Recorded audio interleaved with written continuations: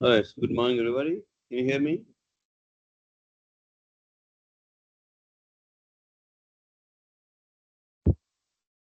Yes, sir. Good morning.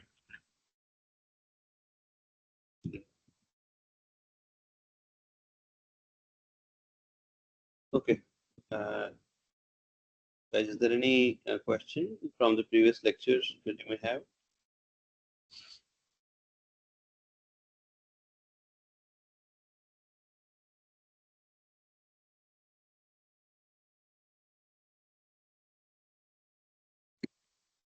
Good morning, sir. So my lab access is still not activated. Yes, it is. It will take some time. Actually, it is not ready yet. I have written to uh, see if we can escalate it, but I have not yet received any response there. So please bear with me some time. Okay, sir.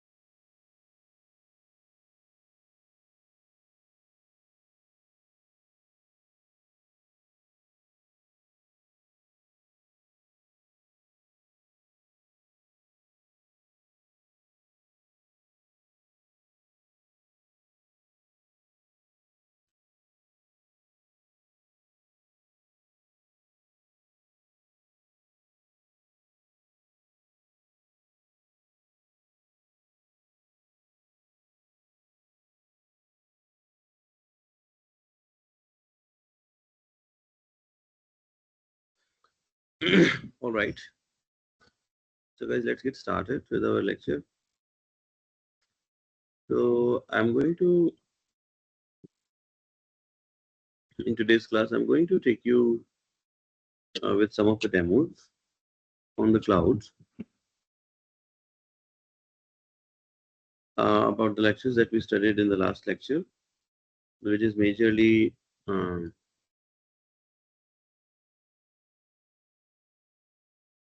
the Docker and AKS.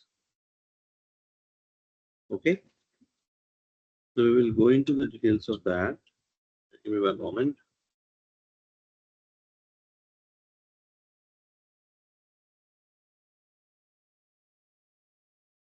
So this will be on Azure, right? As you mentioned last time. Yeah. So this is my Azure panel, guys. We have the Azure portal where I'm going to showcase to you some of the things related to the containers. So what we are going to do here is, guys, there is an application basically the sample test application that I have taken it from the cloud only, the Microsoft only. So we are going to see the demo into the same. So what we are going to do is we are going to launch first of all the Cloud Shell. Okay, so just to give you some sense about to the people who are new. So basically, this is the default active default directory ID. This is very important for your tenant. And then there's basically there's an identifier of an customer. And then you have the concept of something called as a subscription. Subscription is a concept which is used here. Basically, against this particular subscription ID, there's going to be all the charges that we are going to incur into the cloud, into this particular um, uh, Azure account. Okay, so that's the subscription ID that is very important that we have to take care of. Now, we are going to see some of the aspects related to how the containers can be done here. So what I'm going to do is I'm going to, in the command shell, so I have started the shell from here. What I will do is I will set that, okay, what is my subscription basically? And then I'm going to do like this. This is the Visual Studio subscription that I have. I'm going to set this into the terminal so that I can basically use it. Okay. Now, what we are going to do is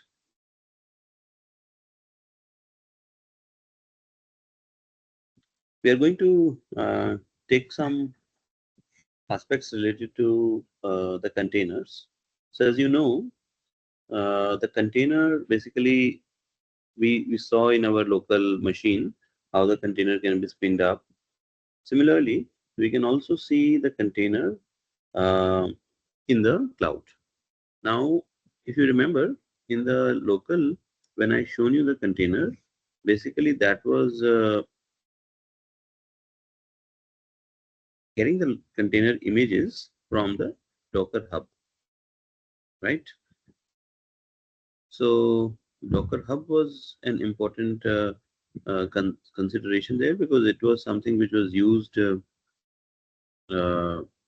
for storing the images. Yes, Madhupuri Himabindu, yes, you're right. So it's a demo part, yeah, and it is a part going to be the lecture, yeah, exam. So what I was telling is that, yeah, so that there we use the Docker Hub as a public registry, and I also shown you that how can we really, you know, use the other registries also. So now here I'm going to first of all, I can basically I want to register my container registry so that I can actually. So basically, I'm going to register first of all my registry so that I can get the use. I can get to use the Microsoft Container Registry. So Microsoft. So by this way, I'm going to register the container registry provider so that I can use it along with my subscription in this particular demo. Okay.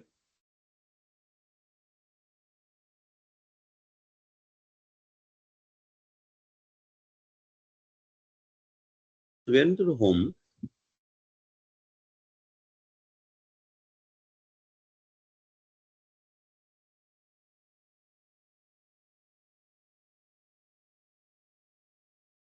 As you know, as I was telling, there is this application that I have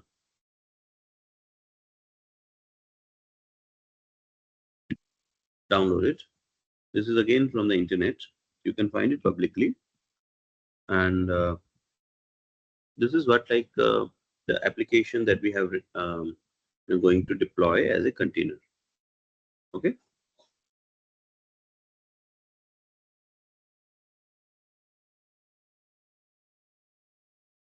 Now you can see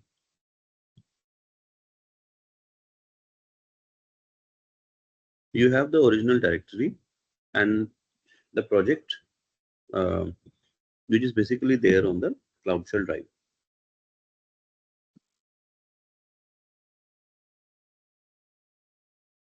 As the next thing, what I'm going to do is I'm going to unzip this, and I now see I have the folder.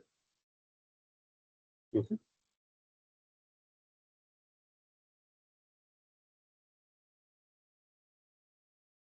Now I'll go inside this, and if I do, I can see the controls to support, the folder, and the SLN file. Okay.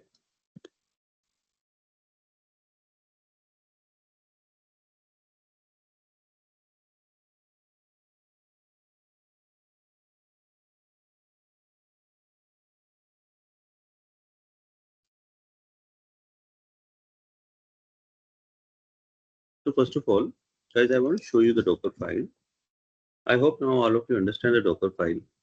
In our last lectures, we saw this Docker files basically, and we also kind of understood that how the Docker file is being visually written. So I will quickly explain how does this Docker file basically looks like. So what I'm going to do is in the first line, if you see, I have put the comment here. This is like the comments that I basically have. So what I'm doing is I'm just instructing that, hey, there are some,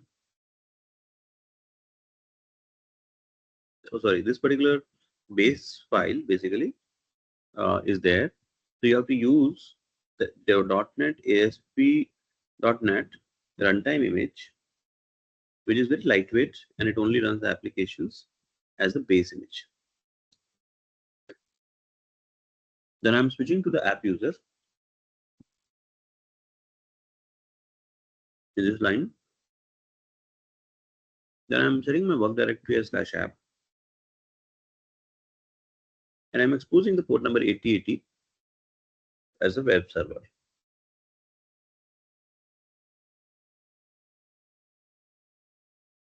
Please remember, here we are not building anything yet. Here we are just running the application in the production.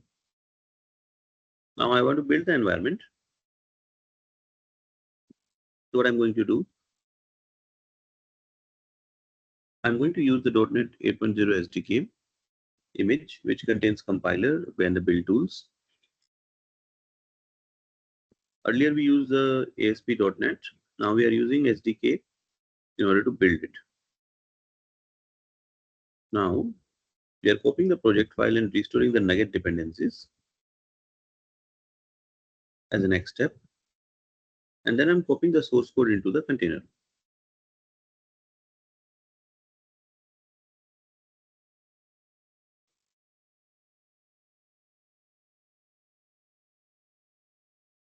And finally, using this run command,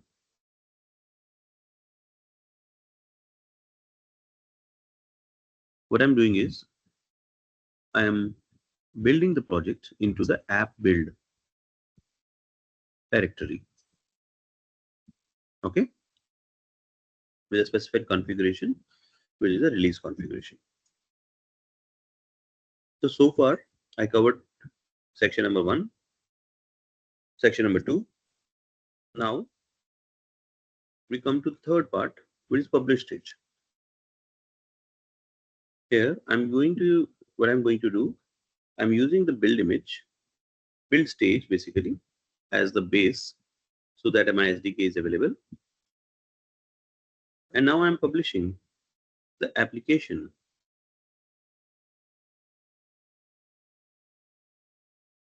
to the app publish folder.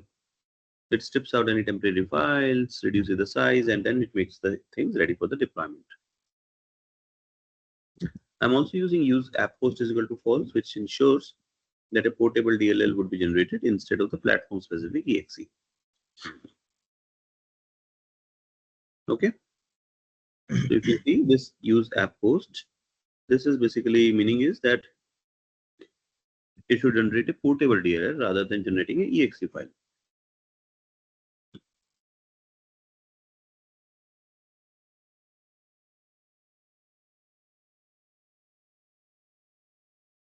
So in this stage, we have generated a production ready output. Now the next thing, we are going to see the final production image. This final production image is, you see the last section. I'm starting basically from the runtime only image, which is ASP.NET Core runtime. And I'm copying the published application from the published stage. And then I'm setting the entry point to run the application, which is my DLL file. This is the final image that you will run in the production. So overall, this is a multi-stage build. It helps to keep the images small. And I'm running this as a known root user, which is application user. And I'm using .NET Restore, as you can see here, which basically is primarily for the optimization purpose to cache the dependencies unless the CSproj file changes are available. And in my deployment, the final container only has the ASP.NET 8.0 environment and the published DLL.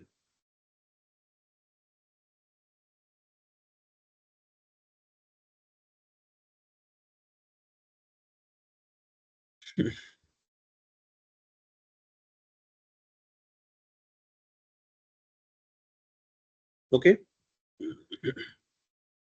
So far, is it clear to everybody? Can we move further?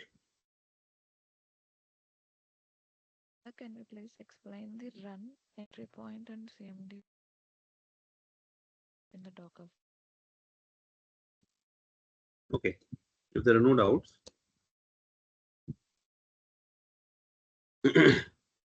I'm going to go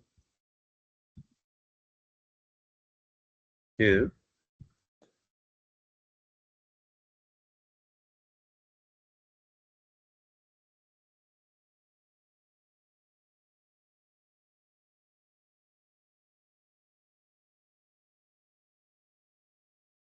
What I'm going to do is I'm going to build my container image. Now, as all of you know, in my last lecture that I told you that how using the Docker image, Docker file, how you can build an image, container image. Remember everybody, the one demo that we saw in the terminal? Can you give me some thumbs up, thumbs down?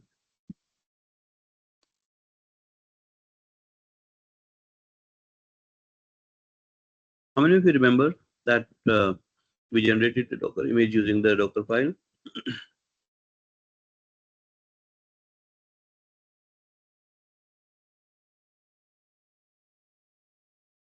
Okay. Yeah. Madhukar, you have some question? Sir, am I audible? You have your hand raised. Hello.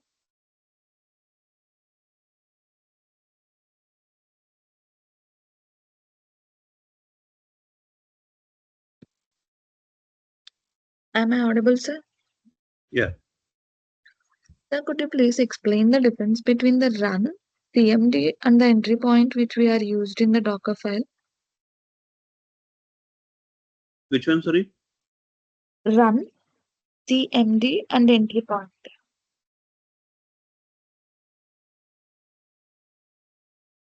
I think we discovered, we did discuss this, but let me explain. Okay. So, what does it do? When I say the run command, my intention here is I want to get this command used while I'm building the image. Basically, I want to execute the command inside the container at the build time. Okay. So it is going to prepare the application, restore the nugget, it is going to perform the build step, and then it is going to finally do the publish.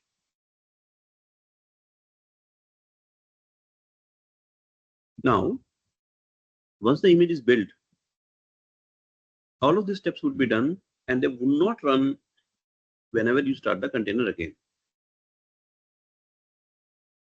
Whereas in the CMD, what we are doing, we are basically specifying the default command to run when a container would start. Okay. So that's the difference between both of these. Is it clear? And the last, but not the least, you also asked about the entry point. The entry point is basically defining the way of the way we can define that what is the program that has to be run when the container would start, right? So, for example, I'm running Docker run something that it basically means that I'm always running my runtime with my application. Okay. So you can just imagine that the run stands for build time setup. CMD is basically the default runtime command, and entry point is something which is the locked in harder runtime. Basically it is a little harder, but in a sense it is used to uh, provide the runtime command.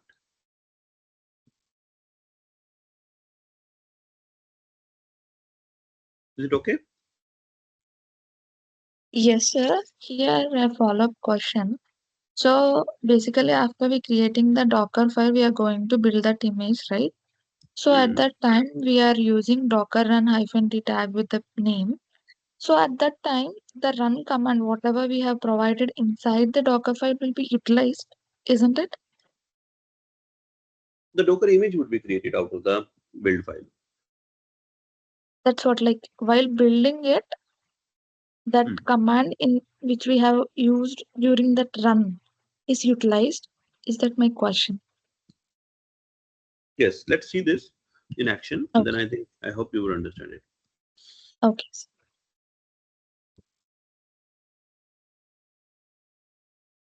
Now I'm going to create a container registry, and then I'm going to use the ACR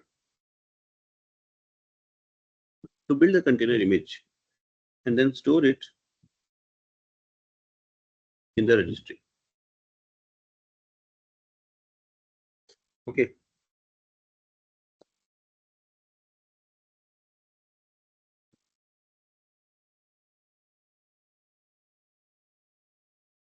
I'm just using a resource group name. So note here that we can have any resource group created. I'm just taking my name, Aditya resource group, right? So guys, I'm creating a container registry here. Okay. That is very important. Aditya, I maybe just name it Contoso support ACR. Location. I basically want, I can go in any of the locations, and let's pick up maybe location as East US 2. Okay. I can choose any location based upon what wherever I want to create my stuff, but I'm just going with this region.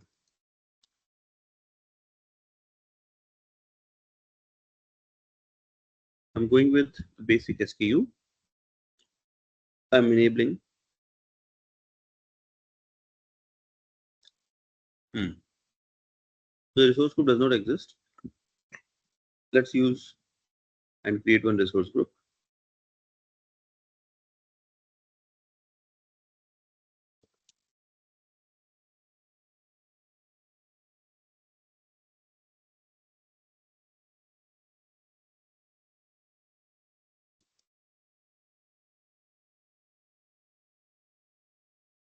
I'm creating a resource group. Basically, in this resource group, I'm going to have all of my resources created.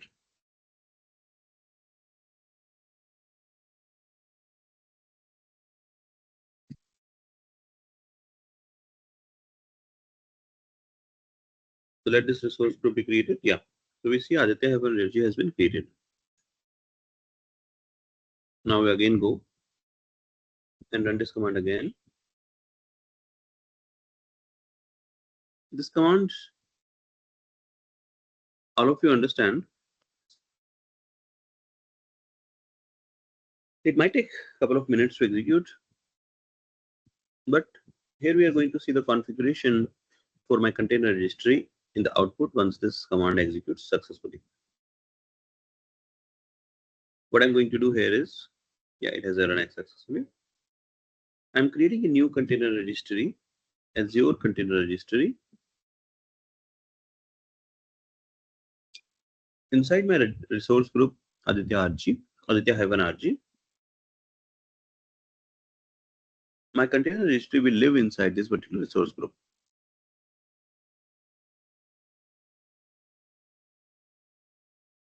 The resource group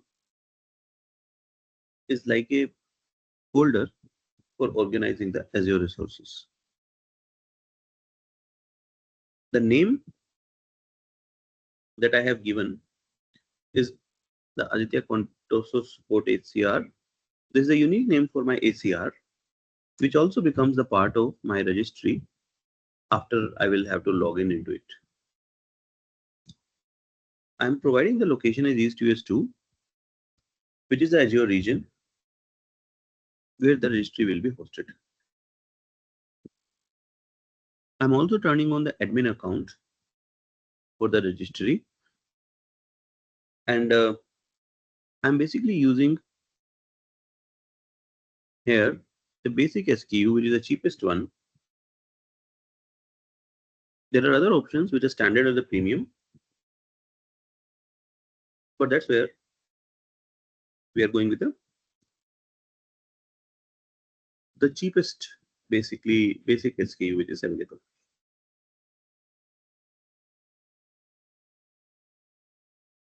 Why we have supplied it this? Whenever we create a Azure container registry, we must pick up a service tier that determines that what are going to be the features, throughput, and the cost. The SKU basic is very a beginner level kind of service tier. That is the cheapest option. That should be, that is basically we can pick up for small POCs development or testing purpose. Here we also get like the private Docker registry, as I will show you. It can store the image, it can do the basic authentication and stuff like that. Okay, I hope the concept is clear. So whenever we create a ACR, we have to specify as a protocol the service tier, that is the SKU. SKU is nothing but service tier that it would be associated. There are three options: basic, standard, premium. I'm going with the basic one right now. I want the cheapest registry, simple registry that would give me the private, the place where I can store my container images. and I can use it for my environment testings. Once this is done, now I'm going to build my image from the Docker file. So the command for that is Azure ACR build. You can select the resource group from here.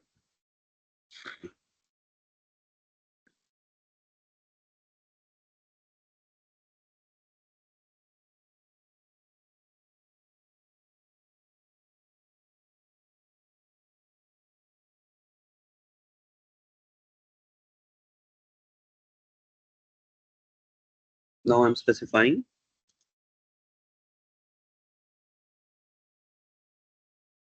my image. So here you see here I specified here Aditya. So now I will specify Aditya Contoso support ACR. Why I'm doing this? Because I know this is the name Aditya Contoso support ACR is the name of my container registry. So I will first write Aditya Contoso support ACR dot, and this is something azure.cr.io /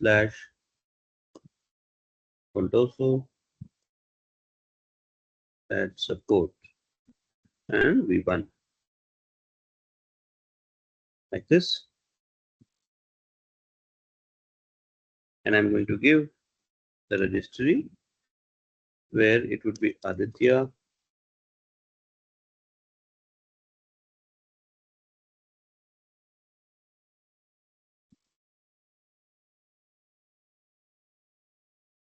Contoso support ACR file support Docker file and dot. Okay. So this is what, guys, I want to explain you. This is what I'm doing here is, please understand, I'm in my earlier lectures I shown you how can I build the Docker image from the Docker file, but here we are building a Docker image directly in the Azure instead of building the locally and then pushing it up. So the first thing I wrote Azure ACR build. This is like the construct. It tells the Azure CLI that hey, you have to build an image using the ACR tasks. Then again, I'm specifying my resource group where my container registry exists. And then I'm specifying the image. I'm defining the image name plus the tag to store in my registry. Okay, so here Aditya Contoso support ACR.azure.cr.io is my ACR login server, and /Contoso /@7 support is the repository path inside the registry. And then I'm doing v1 for the version tag.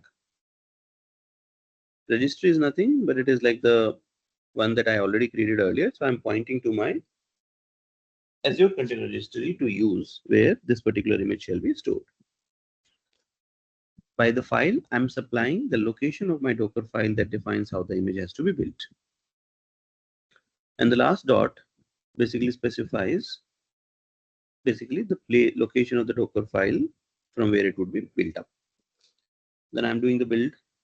So everything in this folder would be sent to the ACR build agent.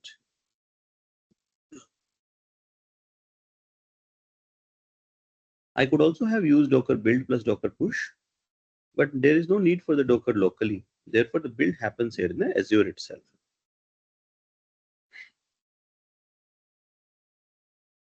So, long story short, guys, here in this command, I'm taking my application source plus the Docker img file, and I'm building the add support v1 container image in that cloud, which is Azure cloud. And I'm also saving it directly inside the ACR, which is with the given name / add support v1. Okay. If you see, my process was successful. Now I can also verify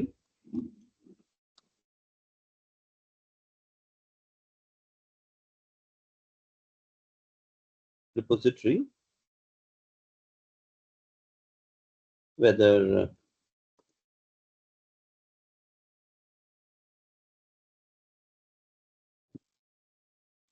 it exists or not. I'm just doing the verification now, whether my ACR has been created or not. So now you see, it shows the contoso / adds - support. And if you see, I did create it contoso / adds - support. Clear? So this is the image which is present in my registry. I can also verify the version, the tag that I have to give for this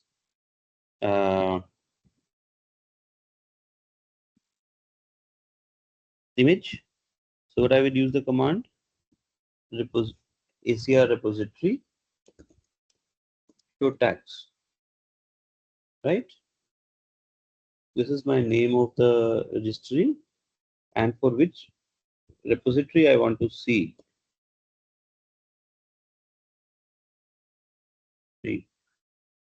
For which repository I want to see the tags? I want to see it for contoso / adds - support. I will type it here. Now output table.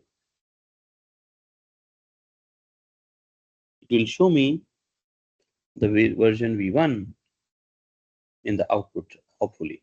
Yes. Okay. Now I will also take you to the front end.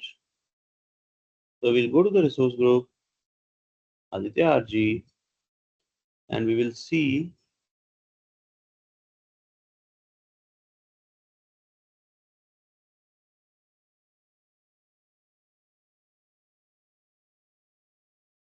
in this, there is a resource which has been created.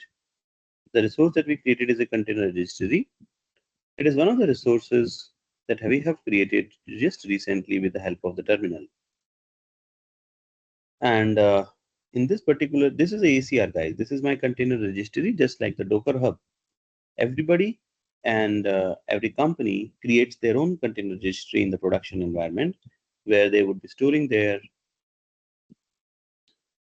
container images that you would have to use. Now, there is a concept of the repositories here. Repositories is nothing but it is the image that we are talking about. So since I created an image with the name contoso / adds - support, that also has been created. And inside that image, I have the tag as v1. You see, the v1 tag is also created. So far, I wanted to show you through the terminal that's how you can create your tokens, you can create your images, and that's how you can use the command shell to create the images.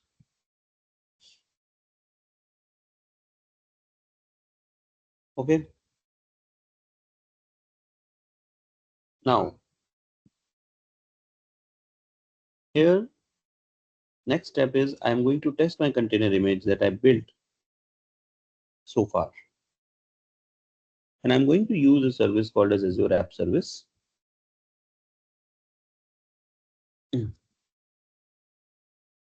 So I wanted to explain to you what is an Azure App Service. So you can see there is an app service like this, which is yet another service resource from the Azure. It is a fully managed platform as a service. So guys, we show you so far in the earlier lectures about the infrastructure as a service. In the today's lecture, I'm showing you the platform as a service, which is Azure App Service, which would let me to run my web application, my REST APIs, and my background jobs. So in the Azure service, Azure app service, the one that I'm showing you right now on my screens, I have to just give my code container to it, and it will handle the server scaling, load balancing, etc., automatically.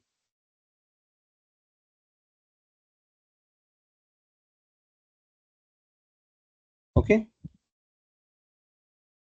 Here I'm going to deploy my code directly using a Docker container that I just built. Basically, I just built an image. Using that, I'm going to build a Docker container. Okay.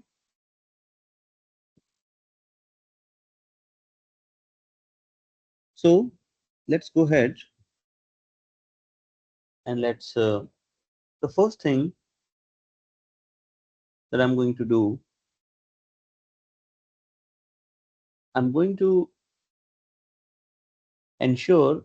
So first of all, I have to ensure that my Microsoft.web resource provider is registered in my subscription.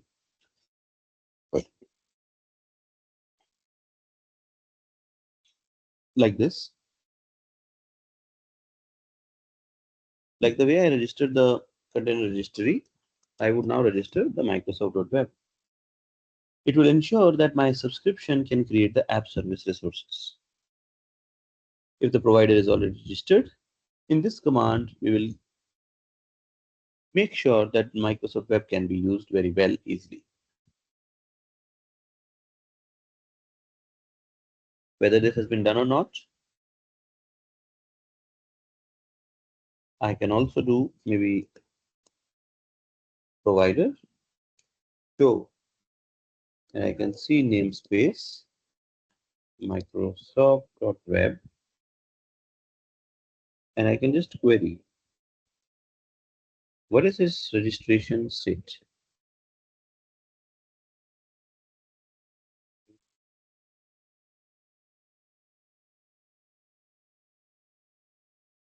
You see, so the registration state is shown as now registered.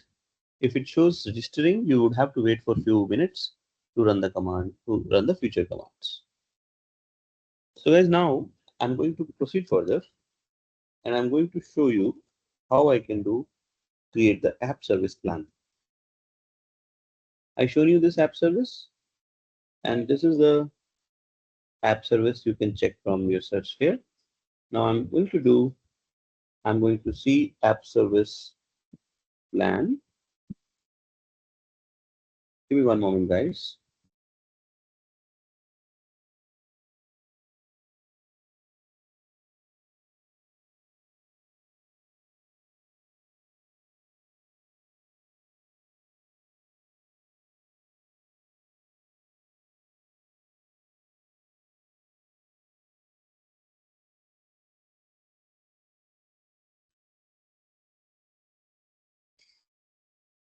So I'm going to create an app service plan, guys. So the command is app service plan create. The name is going to be whatever I want. So I'm going to say Contoso support plan. And you know our resource group in which we have to do all of this stuff. My resource group is going to be the same one, which is Aditya-RG. Aditya-RG. Okay. And then you know the location. The location that I earlier used was East2S2. So let's go with East2S2 only. And here I'm going to go with the SKU B1 is Linux. Okay. So here what I'm going to do, guys, with this command. This is a very important understanding command in order to create an app service plan. Here, as I mentioned to you, app service plan defines the compute resources that my application API or the container will run. on. Okay. So this is a server farm where my application will live. You can just understand like this. So my application, my app service, my web apps app must belong to any of the plan. I'm just providing here the name of the app service plan where my VM would be my application would be hosted. I'm placing the plan inside my resource group, and this is the location is to S2, and SKU is again the pricing tier. You can have basic tier, small tier, etc. But I can also upgrade it later to higher SKUs. And I'm basically providing the Linux based workload. Sir, so sorry to interrupt. You can only see your. So you were navigating somewhere else because I think you were not able to see that part.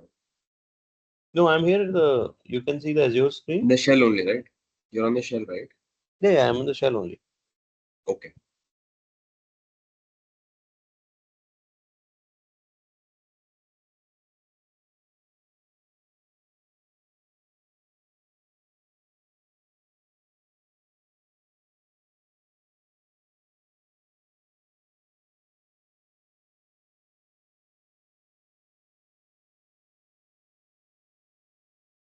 So here I have defined my compute pool using the SKU as basic V1.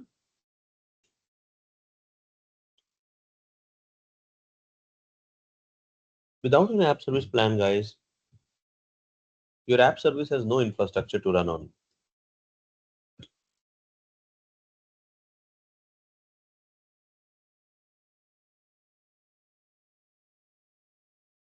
That is a name that we have given to our app service plan. And I'm going to create my web app application, which is going to point to the Docker image in the ACR.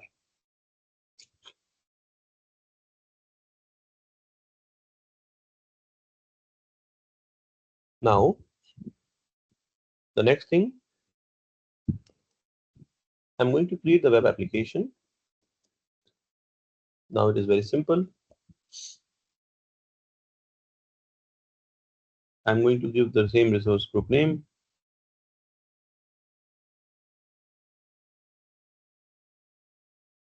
RG.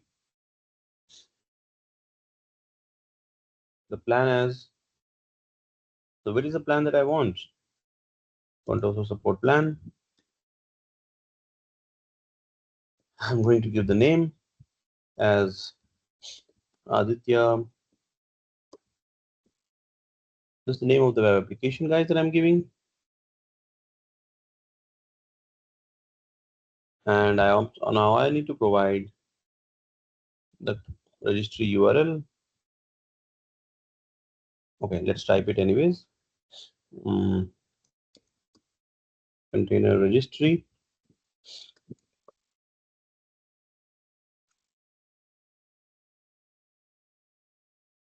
URL. Aditya.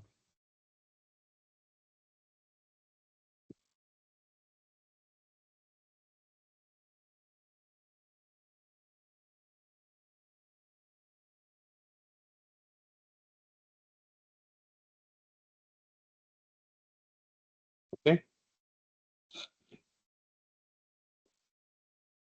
And then I need to provide the container image name.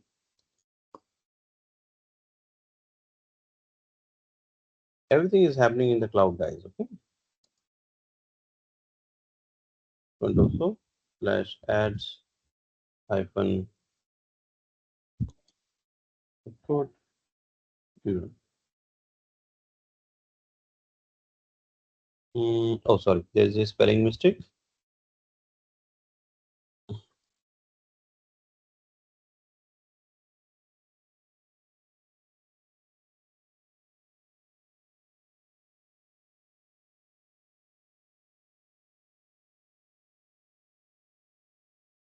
I need to correct the spelling mistake, guys.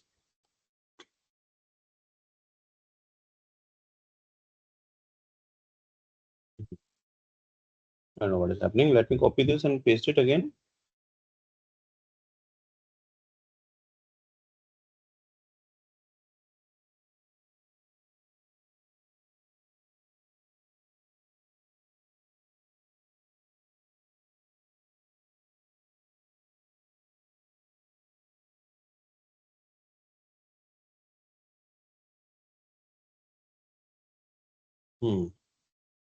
Container image name.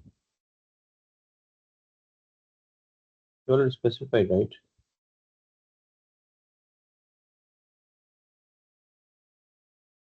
Let's make it a little this one.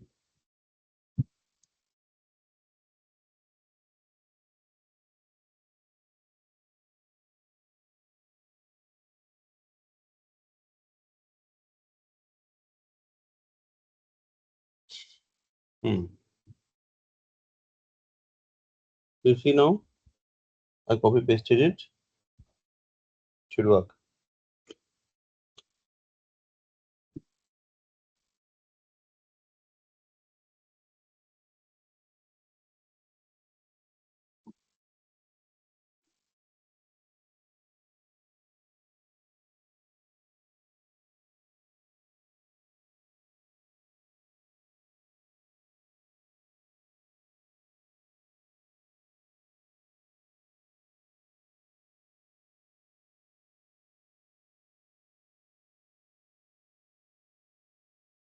Meanwhile, it creates. Let me explain you what we are doing here.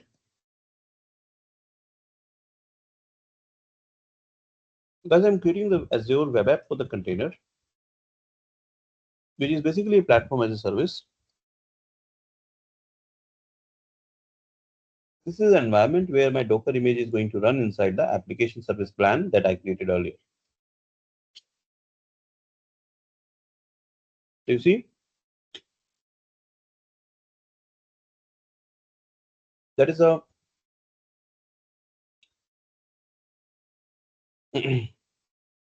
service plan that I created earlier. And now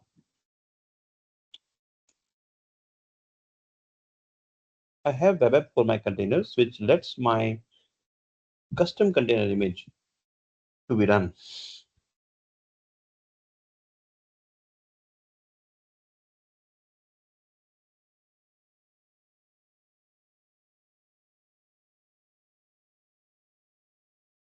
Is it clear to everybody?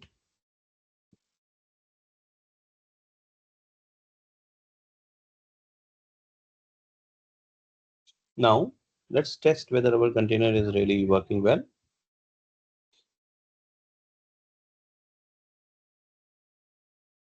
So before that, I will have to make sure that my web application to redirect my traffic to the port number 8080 also. So that's also an important step. So let's do that. Config, app settings.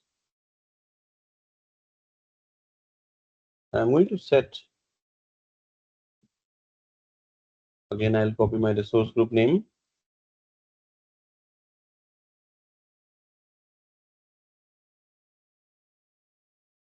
This you can copy full.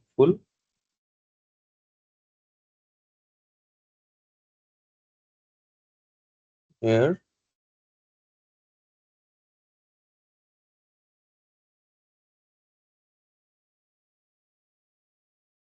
Name is Contoso support plan. What I'm going to do is I can just write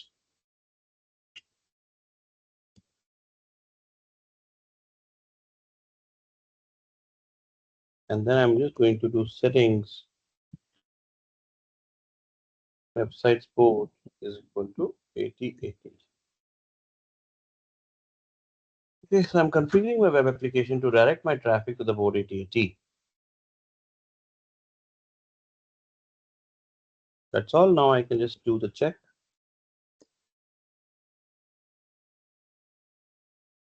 If my method get, I can skip the authorization header because I'm not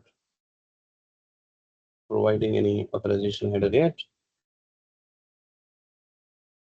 And I can just provide my URL that it would be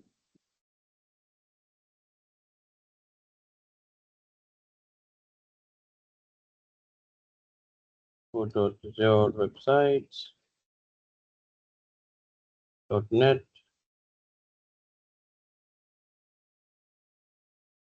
This is the one that is now coming in from the code only, guys.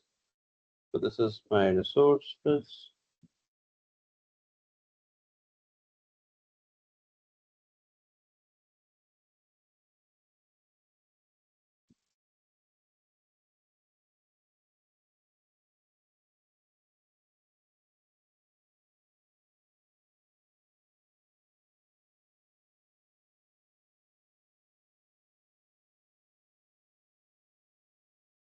So here I'm preventing him with the skip authorization header. I'm appending my authorization information to my request unless the parameter is really provided. The my subscription, this one, as you can see, this is like the last thing. It is like one which is coming from my code base. This is like a list of the parameters expected by the API, and the actual values of the parameters do not matter for this specific get operation. So my token value would be used. It has taken some few minutes here to load. And now you can see the list of the support cases in the JSON format. This is the output of our API.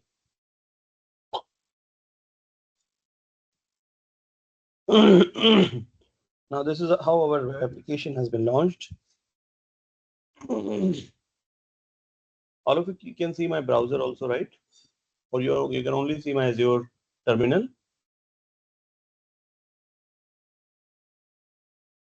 We can see browser. So now, if you put this in the URL in the browser, then you can also see the API which is returning my response. This is my API's response that is now coming from my web application, which is hosted as on the web app service plan as a function, as a platform, as a service, and it is linked to my Docker container image that I created using the Docker file, which is the container image itself is stored in the Azure container registry, where I earlier created the container image. Okay.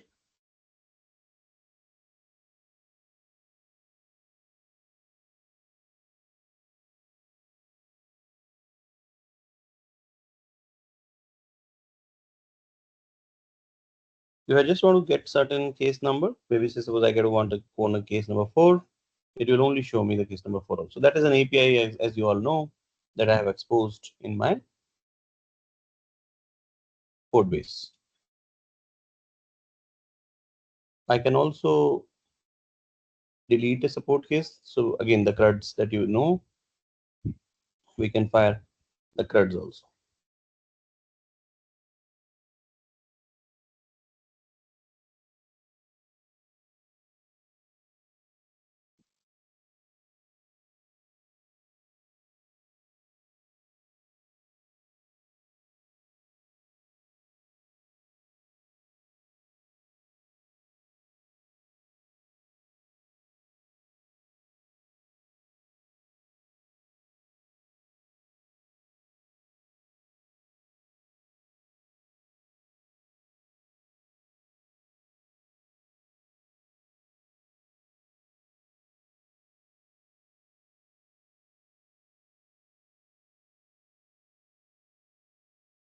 Is it clear to everybody?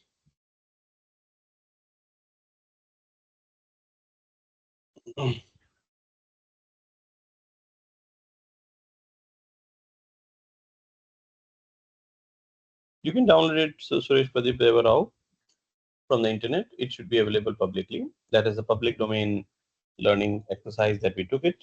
I can share this link also. You can check it out.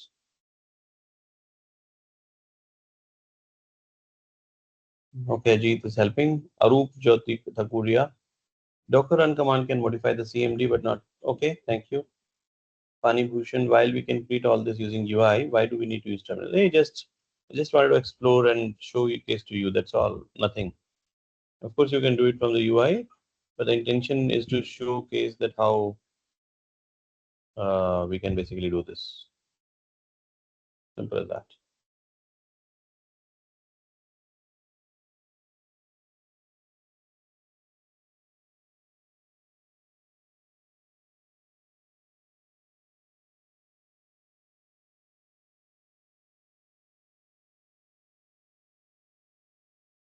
Any other questions that you have? Are we going to have same on AWS also? Yes, of course. If every cloud has almost similar mechanics, the little bit of the implementation aspects might be different, Ajit. For example, there you can have, you don't have the ECR, you have the Elastic Container Registry, ECR, but the overall picture remains the same. You can create your free account wherever you want, whichever the cloud you are interested into. I'm not promoting any cloud as such to any one cloud. So you can use any one cloud where you have interests, where you want to pursue more for your own use cases. But one thing is clear, that we are getting a delay, facing a delay in getting our labs on which I'm actively working. And I think I responded uh, there's a gentleman in your class to whom I responded. What is the name? I don't know. Uh,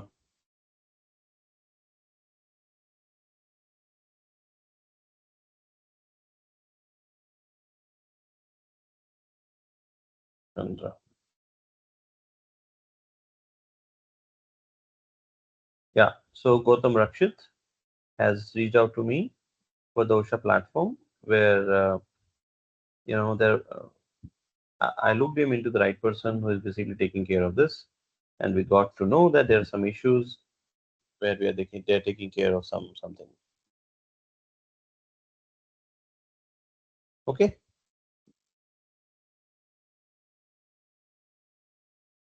Any other doubts? Anybody have?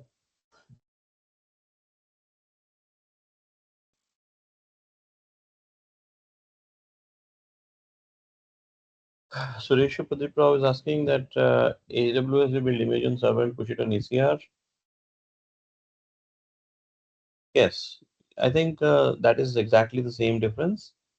When you draw difference between the Amazon and Azure, you have understood it well. In the AWS flow, as you mentioned, yes, you are going to build the image and then tag and push to ECR, and then you would deploy on ECS, Elastic Container Service, using Fargate or EC2. Azure flow, I'm going to build the image using ACR build, and I'm going to deploy using web apps for container that I have shown you. So Azure web app is similar to Elastic Beanstalk for the containers. Elastic Beanstalk is an Amazon product, and Azure web app is a parallel product from the Azure for the containers.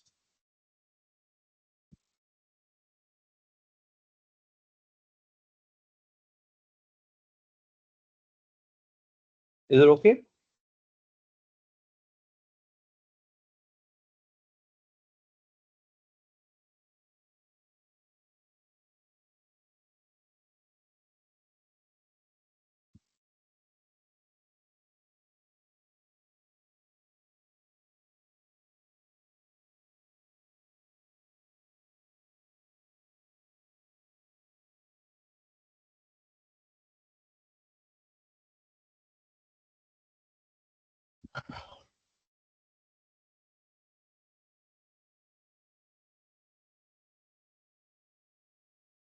Did everybody understood it?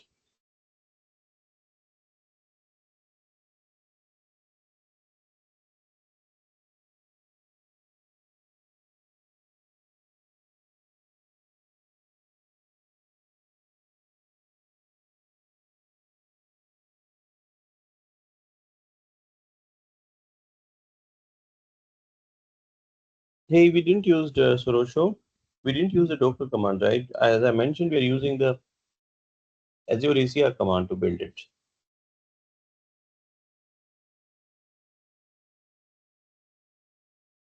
The command that we've shown you to build the image, that was on the local. Here we have shown you to do the same things on the cloud.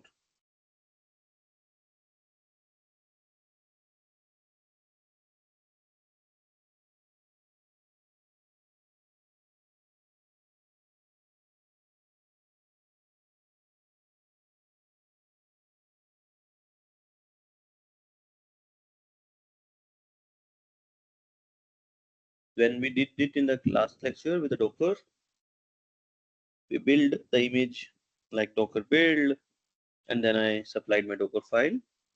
But here I didn't use the Docker build anywhere on the CLI. Instead, I used Azure ACR. What is Azure ACR build? So you see, Azure ACR build is a cloud managed build command, basically, which is taking my Docker file and spinning up a temporary build agent, as I mentioned. Let me share my screen again.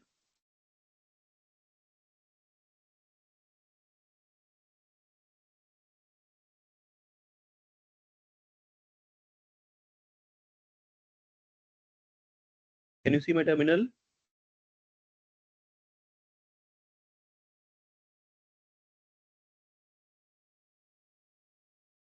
So what we did here,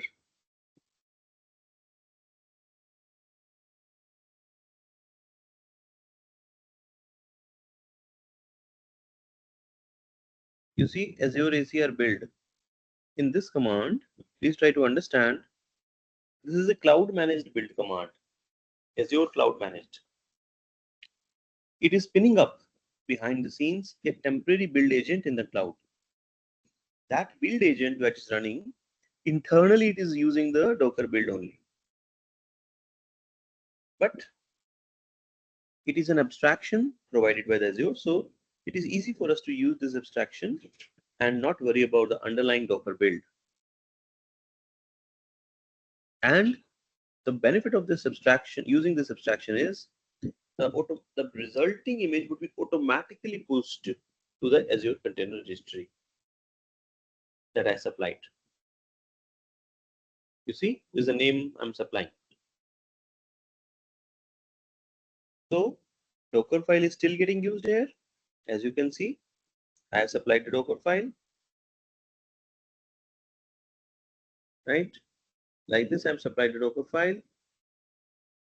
but the Docker build is happening inside Azure servers, not on your local CLI.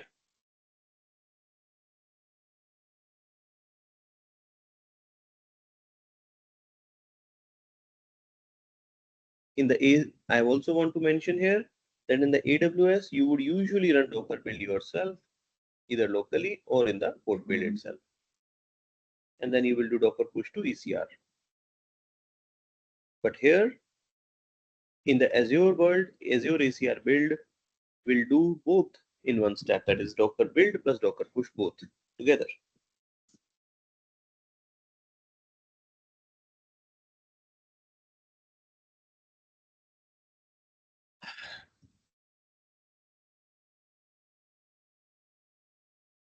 Are you clear or not?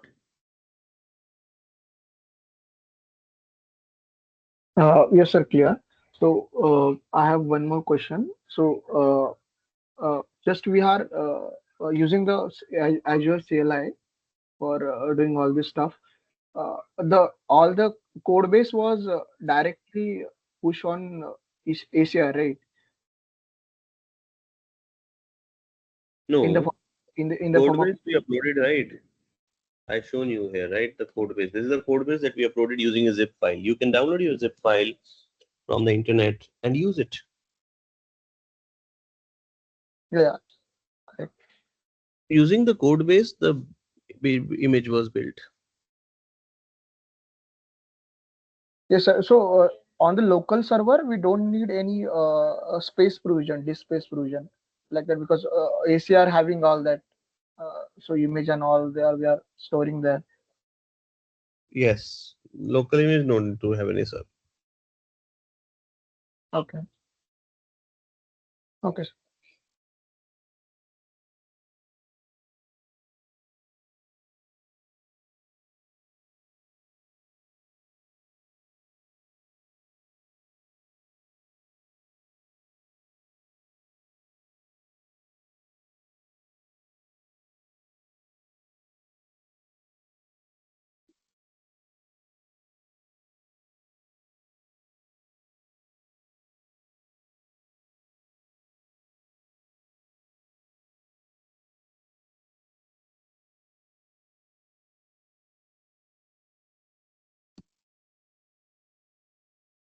Any other question anyone have?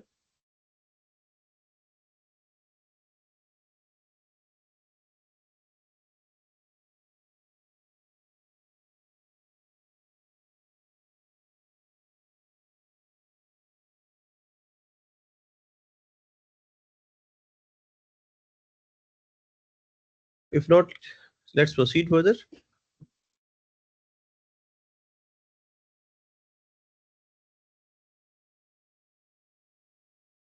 Now I'm going to show you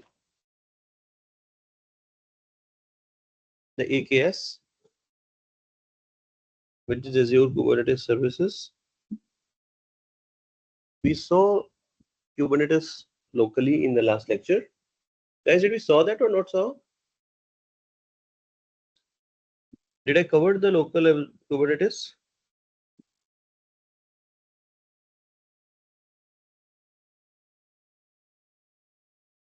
No, sir, I think we only cover the theoretical part.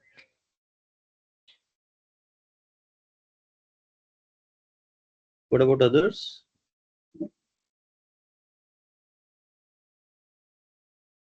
We didn't cover I think any. I think you covered component and config, all these things in theoretical, but we haven't had any practical. Okay, one moment.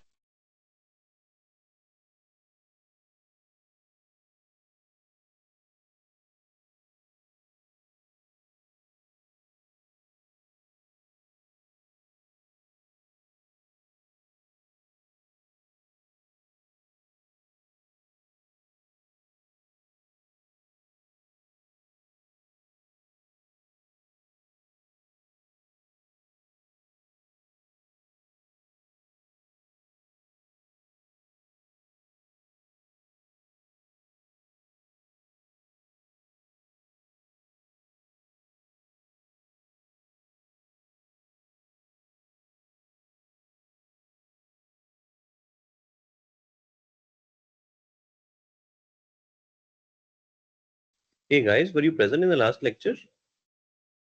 Both of you were present in the last lecture No, or no, not? no, no. Sorry. You covered everything. Practical was there. I now I remember creating the pods and creating, deploying the image. Yes, it's covered. Mm-hmm.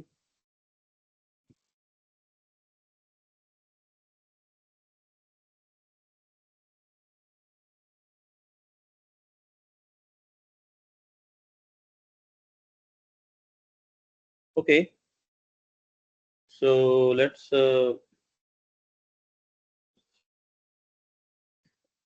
you guys want to revise that and then we go to the AKS or what? Like, if you do not have done the hands-on, then it will not make sense. Like because it will not be able to link. Do you want me to cover it today or do you want me to cover it later? Tell me.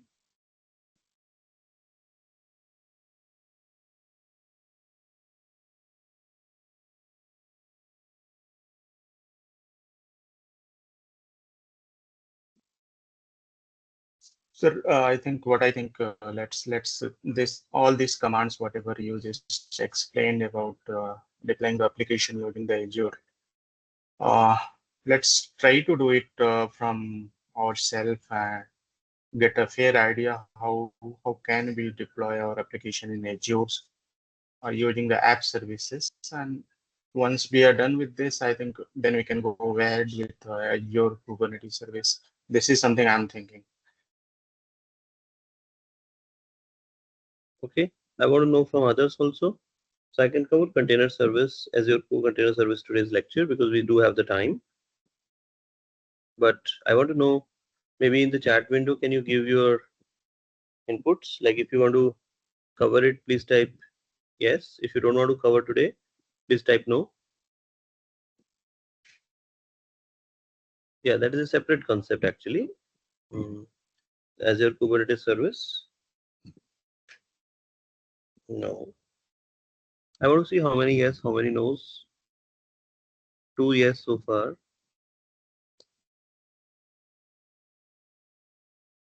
3. 32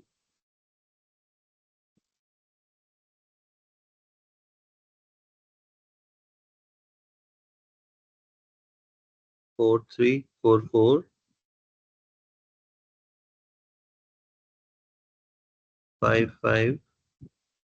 Oh my God, that's a very good time. 6 people say no, 5 say yes. What about others? No. Can I get few more responses?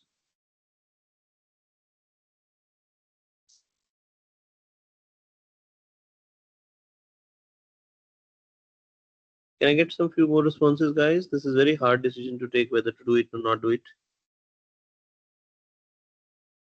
Yes.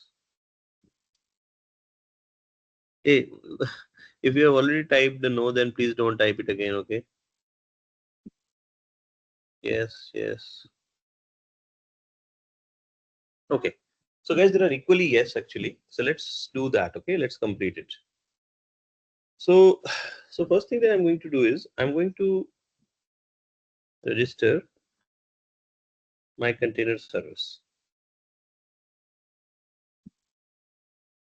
which is container service provider for my subscription so that I can use the AKS. Similarly, I have to use Microsoft Compute also. Now, what I will do is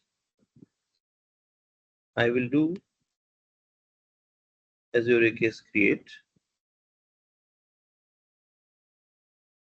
resource group, which is Aditya-RG. Location is East US 2. And here I'm giving the node VM-size, which is I can give which particular node where I want to spin up my AKS cluster.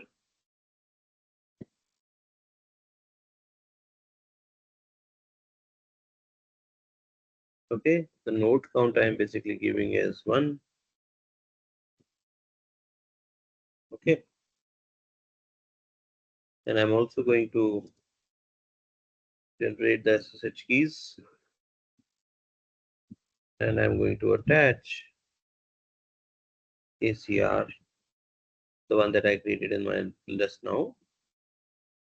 Aditya Fontoso support ACR.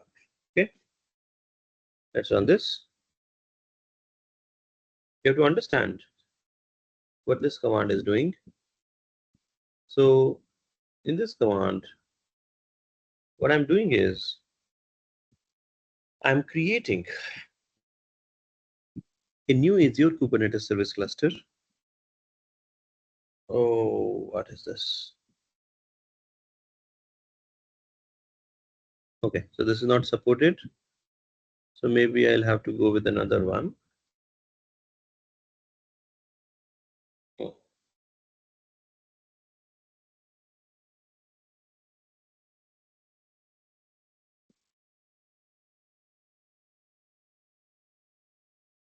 Okay, I'll go with another one. So what I'm doing is I'm creating an AKS cluster. Azure's managed Kubernetes offering, AKS, I'm creating it inside my resource group Aditya-RG. The location region is East US 2, and I'm choosing the node VM size, VM type for the worker nodes. I'm choosing the worker nodes size, which is this particular SKU that I've defined, standard A2V2. Okay, what does standard A2V2 means? It is a virtual machine on the top of which my AKS cluster would be running. It belongs to the A series, and it would contain 2 vCPUs and 4 GB of the RAM. Okay.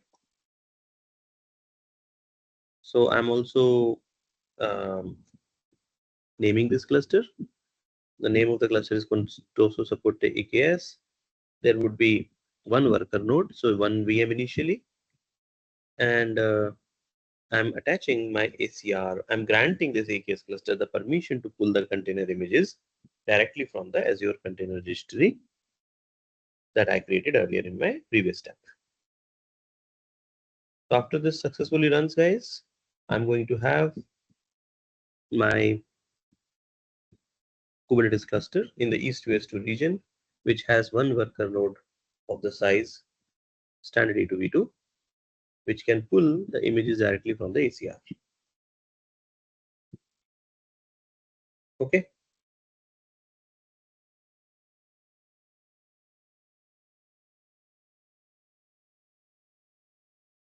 Is it clear to everybody?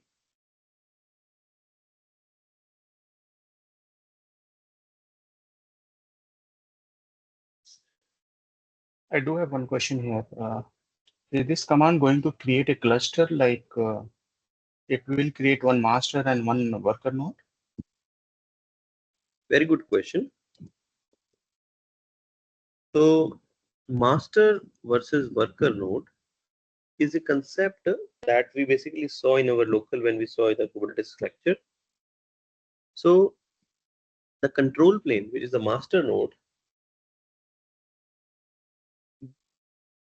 is something that we shown you in our local. In the AKS world, the master node, which is the control plane, is managed something by the Azure. You do not have to manage it yourself. Azure automatically would set this up for you. You never get to see that particular master node. Now, here I'm just provisioning my worker node. If I put the node count as 3,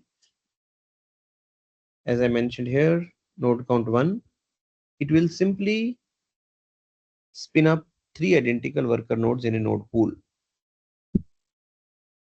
So the master node, the control plane, is invisible for me. It is managed by Azure internally. Here, I would only be visible one worker node where my application will run. Is it clear? Does it mean whatever the commands we had on master node, we are going to run those commands on worker one, like kubectl get pods or kubectl get nodes, something like that? Yes. Yes. Those commands were actually meant for the worker nodes only and not meant for the masters. Of course, it goes to the control plane and then control plane manages them. But at the end of the day, we were managing it. We were running it at our local worker node. But it,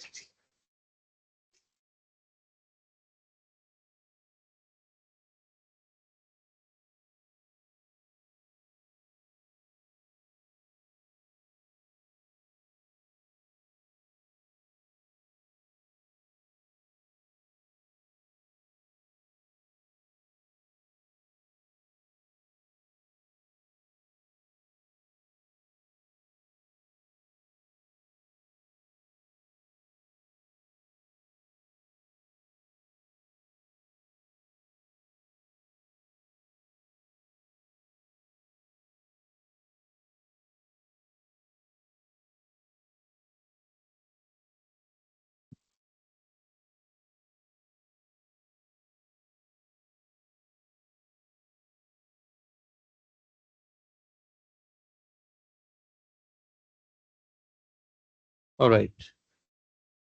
So here you see my AKS cluster configuration is successful.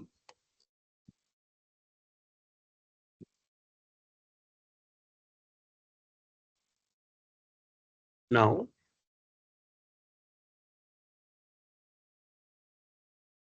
I can do AZ AKS.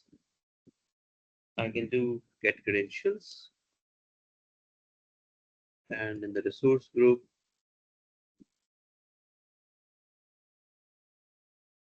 which is Aditya-RG,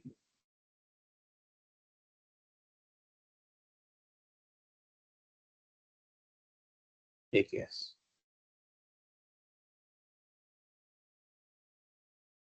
You see, I'm basically trying to get the credentials for my AKS cluster. This command will download the credentials for my AKS cluster so that I can use the kubectl to manage my cluster nodes. Now, the next thing that I'm going to do is I'm going to run kubectl commands, the one I shown you in the last class in my local. It will show me the number of nodes that I have. So see, we have one node there. Okay. You can run all the kubectl commands like the way I ran in the local. Now the next thing that I want to show you is in this application.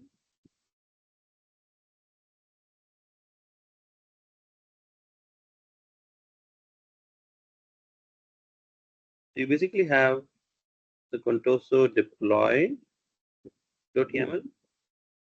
This is the configuration file, guys, that I also shown you last lecture. So what I is basically doing is I will explain it shortly. It is basically a YAML file, manifest file, Kubernetes, and it is telling the Kubernetes that which API group to use. It is using API/app/v1. The kind is deployment here, which manages the replica of the ports. The metadata name is Contoso deployment. Spec replicas is one, which Kubernetes will maintain one replica port running. Selector match labels, you know, right, that I mentioned, which is very important. And then defining the port definition using the template, which is metadata labels, pack containers, etc. And then I'm also having the service in it. The kind is a service which provides a network access to the ports. And spec type is a load balancer, which will create a cloud load balancer and assign a public IP so that external users can access the service. Okay. Any request to the public load balancer, IP would be on the port 80, would be routed to our ports that would be spawned up soon.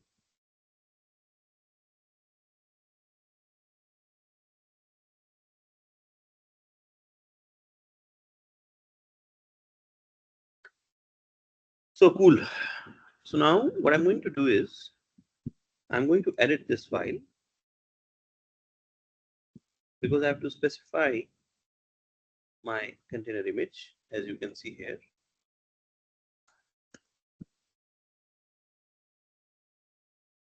This is the name of my container image, which is present in my container repository, container registry. After this, I'm going to say kubectl apply Contoso deploy.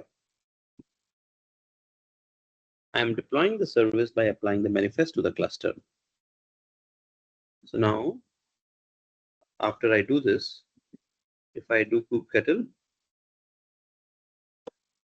get ports, you will see I have one port running.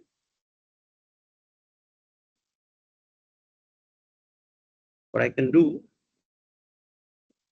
I can also see the logs of this particular pod.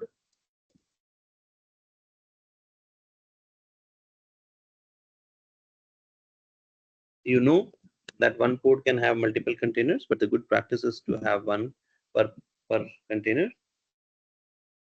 Per port, one container should be there. But this is something that we want to see. These are the logs of my application. Now I will do, in order to access this particular application, you would need to have service. I will do get the IP address of my service, not the external IP here, guys. This is external IP. What I can do, I can just type like this, HTTP, and then I can just have my services like this. You see, I'm able to see this in the web browser. Okay, now let's go back and let's again see the logs. You see,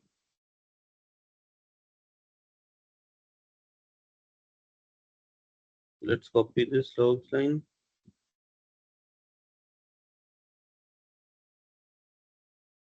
Sorry.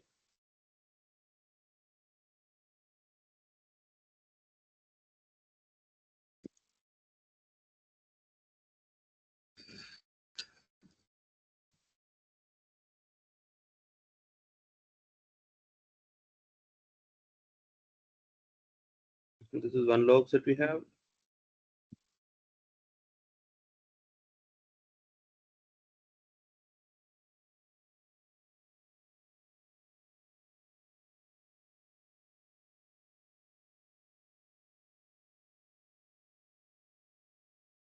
You see, these logs are something which is showing us that, yeah, there was an activity and there was something which was basically fetched. So this was the API call that was being made, and this request landed onto this particular port. That is what I wanted to show you. So this is our ports logs. Good.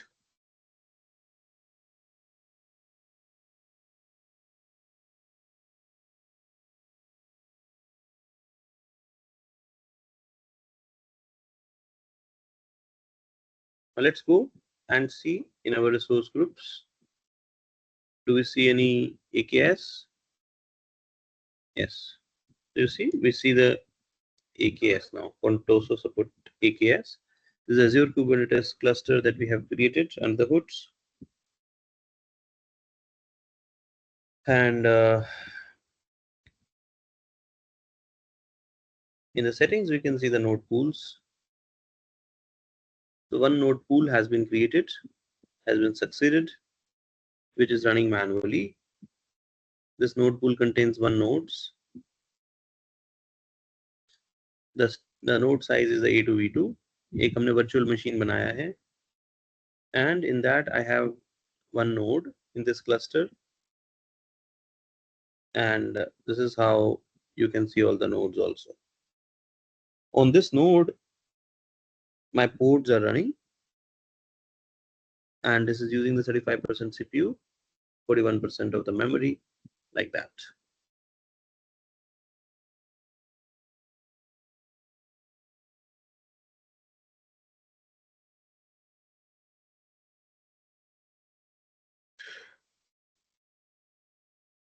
Following ports are automatically spawned up on our node. The one that we are interested is this Contoso support, Contoso deployment, but all other ports are something which are auto spinned up, and I didn't did anything in order to do that. This is like the sidecar containers which are running inside this. Basically, there's the sidecar ports which are basically running inside the node pool.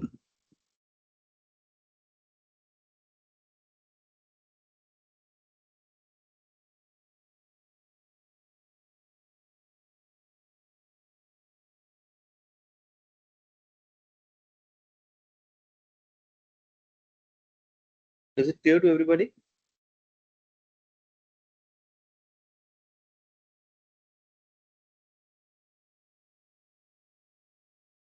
This is an open source project that I have demonstrated to you.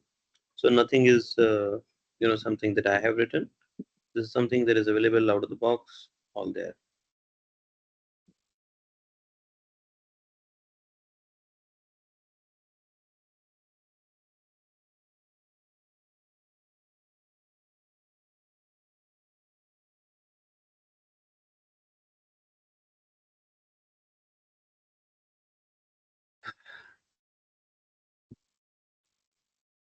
So I have a question.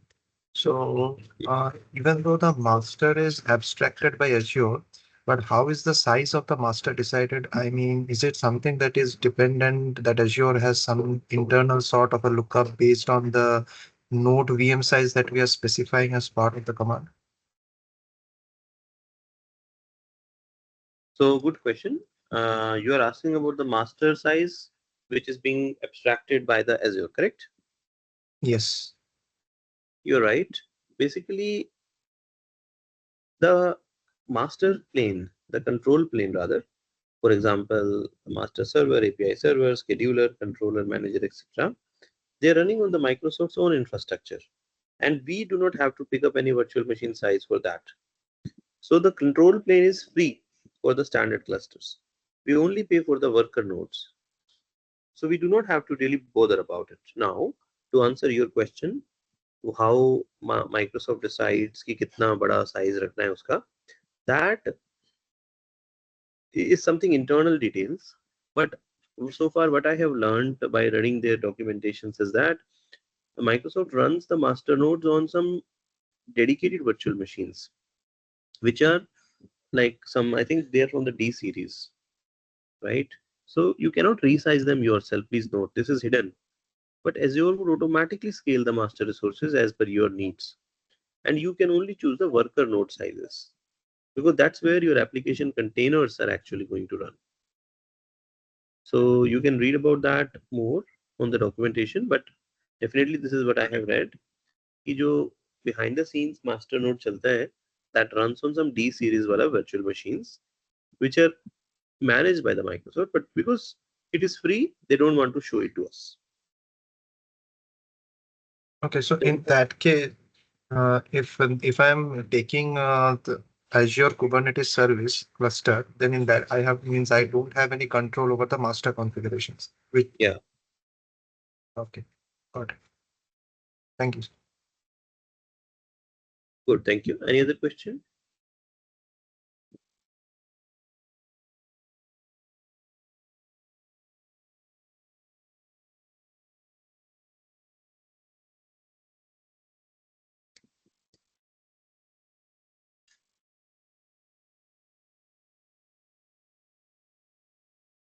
Sir, in the lab session, we'll get the access of Azure, so we can provision the You can provision yourself. The free account you can use as your free account or as your for students you can use. That is free and it provides you some credits also. Okay, using the BITS mail ID or personal mail ID, you're saying. Anything is fine. Use Okay. personal, not a problem. Okay. Okay. So Mr. Yash Pandey exam paper is going to be, as I mentioned, pretty practical. Like, you have any specific questions? What do you want me to cover? So, like, for example, you can just have some questions about the deployment models that we discussed in our last lecture. You can also expect to see some of the questions related to like the practical use cases from the industry. You can also expect some questions from the containerization Dockers, that how do they help, various industries and stuff like that, right? And maybe you can also expect to see that what are the basically risks and challenges associated with the Dockerization, orchestration, containerization, whatever we talked about in our lectures. Then there would be some use case based scenarios where you are being put into a certain position into the company and you're being asked to design some architecture or like stuff like that. So you would have to exercise your knowledge, your learnings on doing that. Then you would also basically be expected to have some understanding about the compliances like HIPAA compliance, GDPR compliance that we discussed in our first second lectures, right? Little bit, not a bigger thing. And then you may expect some of the, you know, questions about the resource sharing and the stuff like how the resource pooling happens, and then how multiple boards can be spinned up on one node, etc. I hope that gives you a fair idea of the paper.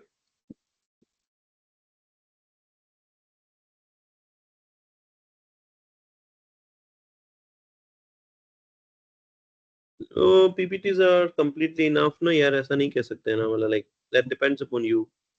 You have to still study the lecture. I can't say that PPTs are completely enough. You should study the books that I have shared earlier in the handouts.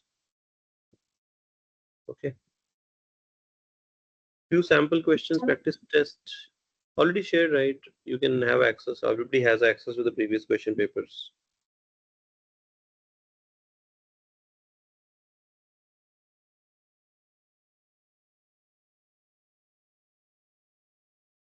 All the questions will be like descriptive only,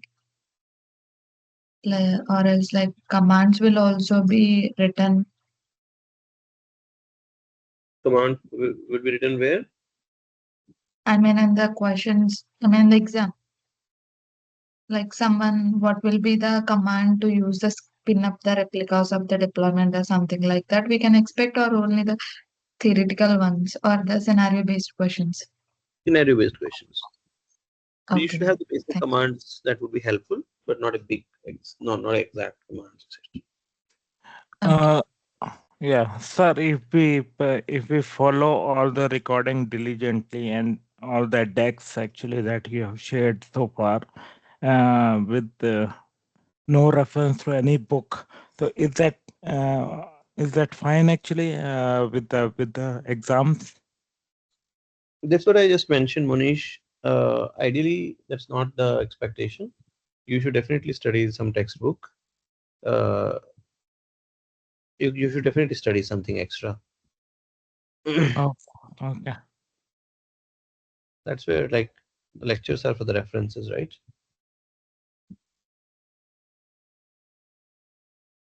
Okay.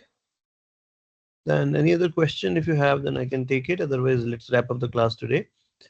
That was the intended delivery of the lecture today, to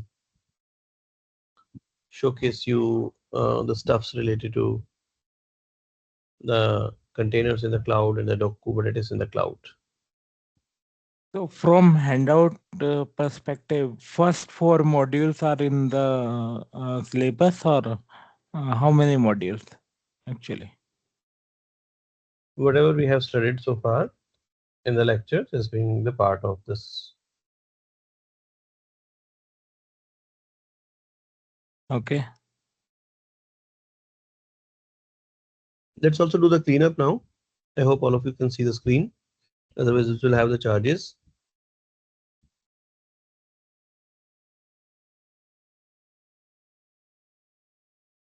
Now, please note that if I just click delete this resource group, then everything in all the resources inside this resource group would be deleted automatically.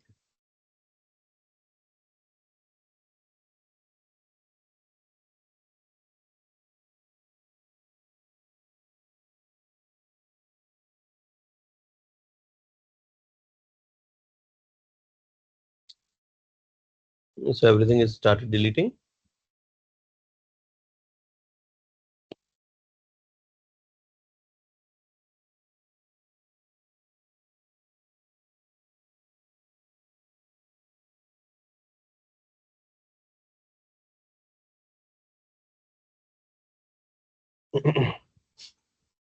Cool. So this will happen and take its own time. Thank you, everybody. I hope you liked today's lecture. I know these concepts might be new for some certain people, so don't get overbogged with all the information. You should try to understand the concepts. You should try to understand the learning, knowledge of the containers, Dockers, etc., and the AKS clusters. And feel free to ask me any question in the chat. WhatsApp is the best way to reach me, and I would be more than happy to answer you and to help you to learn towards the lectures. Okay, with this, I wish you all the best for the examinations. Don't take too much stress. Just believe in yourself, study well, learn think practically, think holistically, and I think you should be good enough. Okay.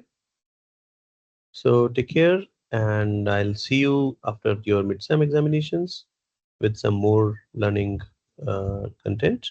Till then, take care. Bye bye. Thank you, sir. Thank you. Thank you, sir. Thank you. Thank you, sir. Thank you. Thank you, sir. Thank you. Thank you. Thank you, sir. Thank you very much. Bye.